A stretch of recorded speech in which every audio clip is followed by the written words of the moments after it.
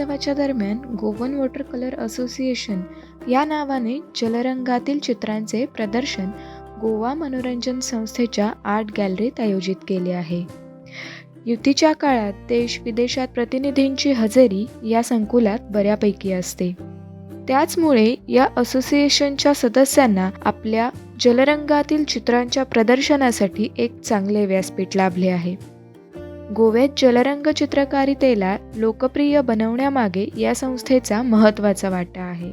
संस्थेच्या कालिदास सातार्डेकर, गोविंद सलीम खान या चित्रकारांना तर त्यांच्या जलरंगातल्या चित्रांसाठी राष्ट्रीय आणि आंतरराष्ट्रीय पातळीवर सन्मानही लाभले आहेत.